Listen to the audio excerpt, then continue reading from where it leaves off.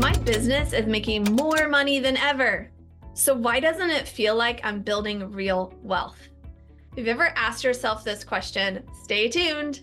Today, we're diving deep into the hidden gap between business revenue and personal wealth, maybe not so hidden, and why even six-figure business owners can feel broke. Yeah, I see it all the time. In a world where chaos seems to reign supreme, where uncertainty lurks around every corner, and financial markets are now more unpredictable than ever, there's one place you can turn to find clarity and control.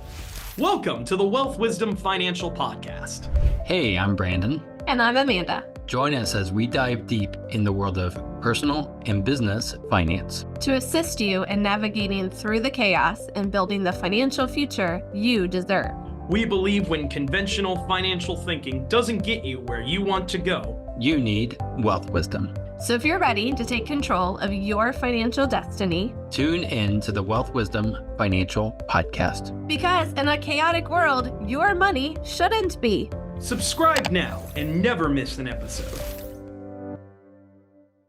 Hey there, wealth builders. Today we're tackling something I see all the time. I just mentioned it in my work with business owners, what I call the revenue wealth gap. People are making 6, 7, 8 figures, but they aren't keeping it. I don't know, or something. I just see all this. Oh, I have top line revenue of 8 figures. And you look and you're like, that doesn't look that healthy. You know what I'm talking about? When your business is doing great on paper, but your personal financial security isn't keeping pace. Ever feel that way? You can go ahead and raise your hands. No one's watching. So officially, if you've been a loyal listener of this podcast, thank you so much. Officially, Small Business Month is over. That was our theme for November. We're supposed to be switching to a new theme for December. I'm sorry / not sorry. We picked acceptance for the December theme back in like November of 2023. I don't even know how you pick these things. No, acceptance. Great topic, except there's something we were like, this is something we don't want people to have acceptance of. Let's talk about what they should not accept before we switch and really get into what they maybe should accept and finding acceptance and having that zen end to your year. So we'll get there next week or in the future. But for today, we wanted to throw in one more episode for the small business owner, self-employed, independent contractor kind of person. That's about something we believe you should never accept. Our humble opinions here, but we believe... But accurate opinions. We believe the worst thing a small business person could ever accept is, ready for this?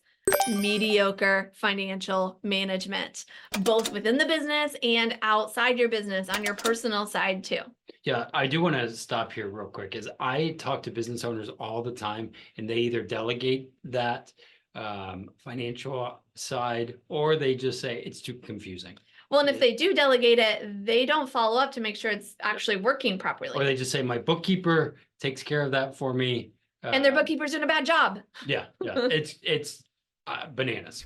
So let's start with a story about Mike. He's a contractor. When we first met him, and his business was bringing in over $150,000 in a good month. That's awesome. 150 grand a month. Impressive, right? But here's the kicker. His personal checking account barely broke $4,000. Dun, dun, dun. And his retirement planning consisted of hoping to sell the business someday. The problem is, this isn't just a Mike problem. It's an epidemic amongst quote unquote successful business owners. And today we're breaking down exactly why this happens and, more importantly, how to fix it. So stay tuned to the end to see where Mike's story is now, since he's met us and been working with us and doing some awesome things. So here are 3 major traps that I see people fall into, like Mike did. There is what we call the buffer trap. Now, remember, we talked about buffer in the last episode. This is a little different. This means keeping too much cash in the business just in case. I've heard that countless times. I know you guys all think you're unicorns when you come talk to us. Oftentimes it's the same conversation. With awesome variation. Yeah. But the reason people keep all this money in their business is they never feel safe enough to transfer that money to their personal wealth building side. And then they end up missing out on strategic wealth vehicles while their cash sits idle. And there's not just this problem of this margin slash buffer being idle and maybe losing value due to inflation, alone. Also, when it's in your business, it's subject to business creditors and predators. And that often isn't true if it was moved out of the business and used for personal margin slash buffer. And if you already paid taxes on it, then there's no tax implications, right? This is just something that a lot of people fall into this buffer trap of keeping their money in the business, thinking they can't move it when they totally could. And there could be some really great advantages to doing so. Yeah, I think we might even have an episode on that we should drop for that. Yeah. We'll put it in the tags there. Let's go into the second trap. The second is the profit illusion. This is where they don't actually have the profit first system in place. They just say, oh, top line profit, what I don't know, all kinds of weird stuff. And they're confusing business profit with personal wealth. And maybe they're even miscategorizing what profit actually is. They're not having a systematic wealth extraction strategy, meaning they're not actually using it to, I don't know, make a distribution to themselves as profit. And then they are letting business growth consume all available capital. So instead of putting it in those little spaces, buckets, if you will, they are taking it and the growth is being consumed by all of the revenue. Yeah. Profit isn't profit until it comes out of the business and is paid to the owners and put onto their personal ledger. If you are not doing that, or you're only doing that a little bit and you think you have X profit, but you're only doing that with X minus whatever, then that is a profit illusion and not true profit. Yep.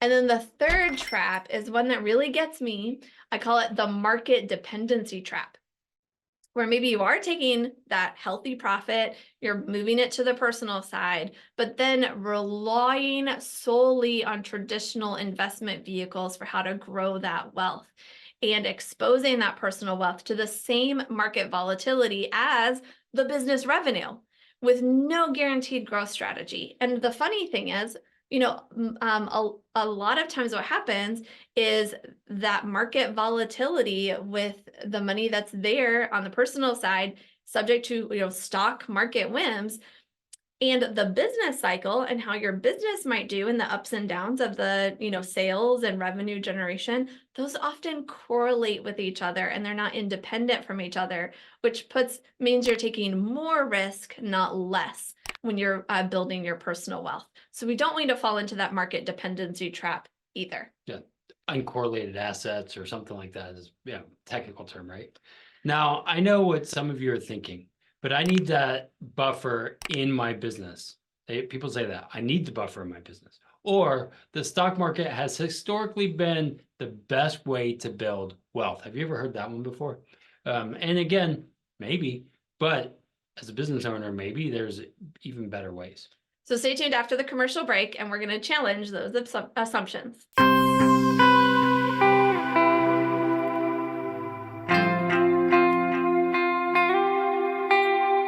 Ready to take the next step towards securing your financial future?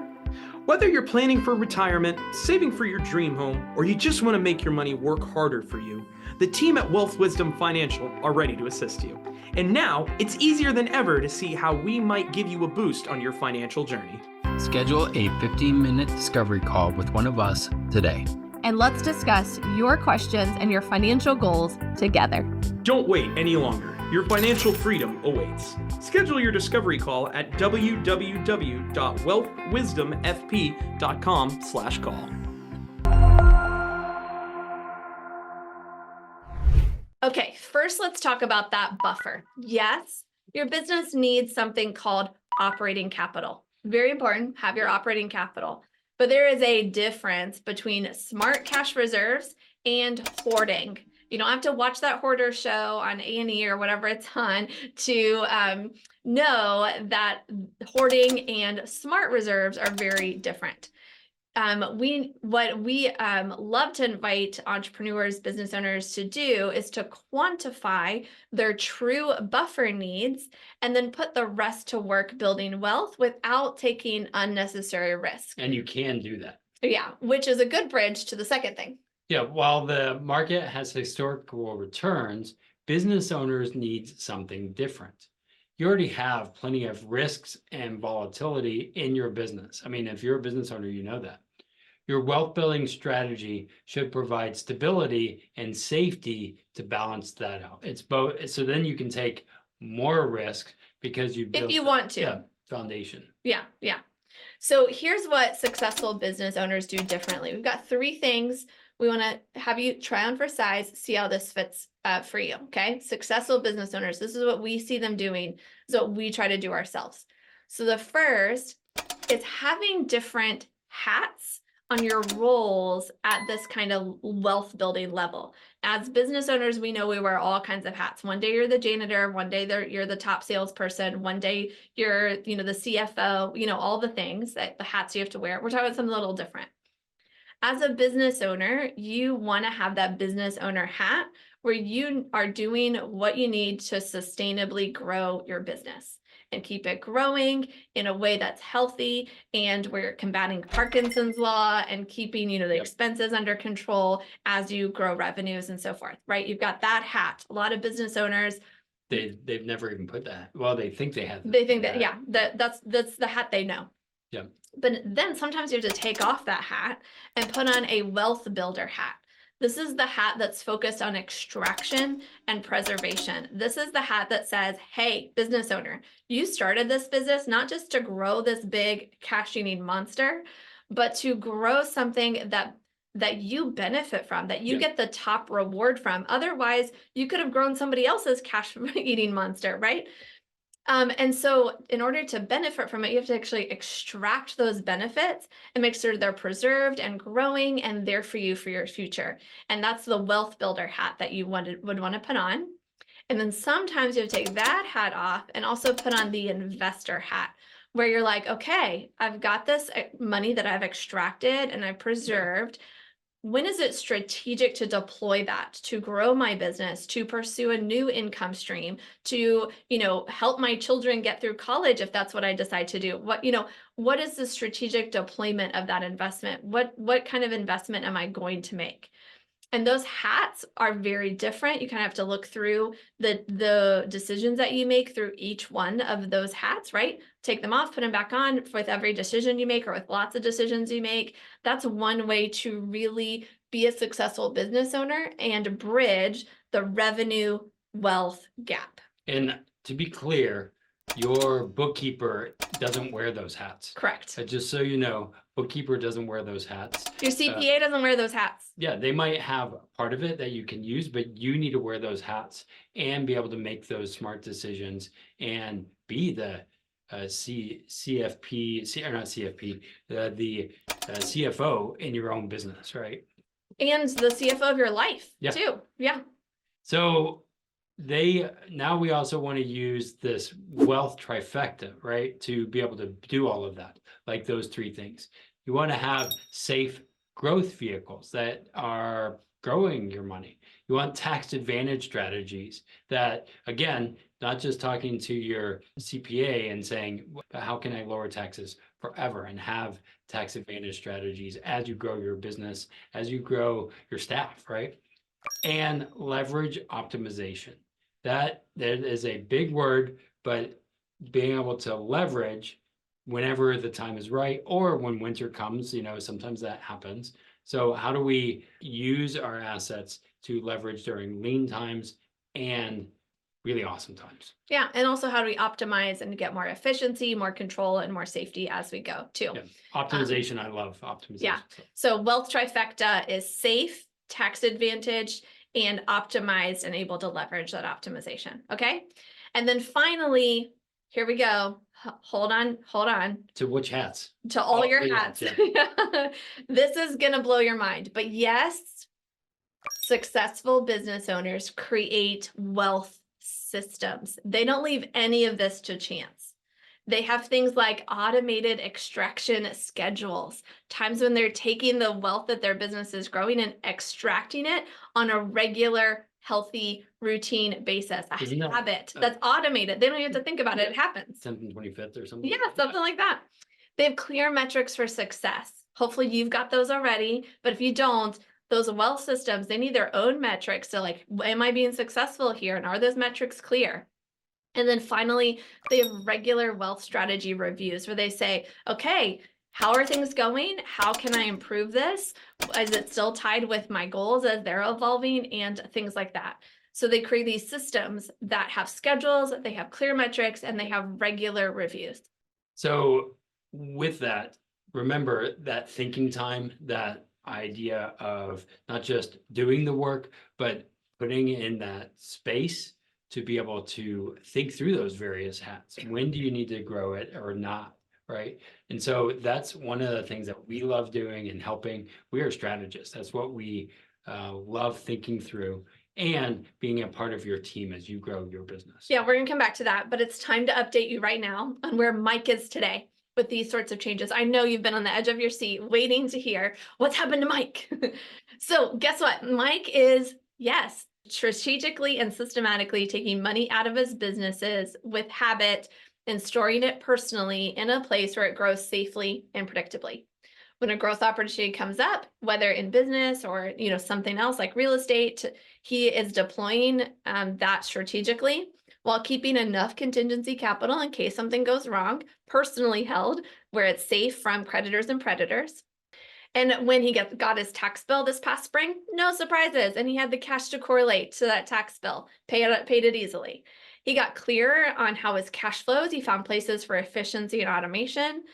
And while he didn't accept mediocre financial management, he's ready to be more accepting of the punches business throws at him because he's got plenty of buffer financially and with his time to handle it.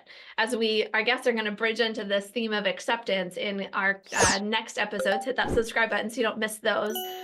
When you've got what we're talking about here with this bridge, right, between revenue and wealth, that you are able to cross that bridge to translate revenue into wealth, then you can roll with the punches and you can accept the cycles of business and have contentment and gratitude regardless. And if you hear nothing else in this episode, hear this. The gap between business revenue and personal wealth isn't bridged by making more money. I mean, it might be part of it, but it's not just if I make more money, then it's going to be successful.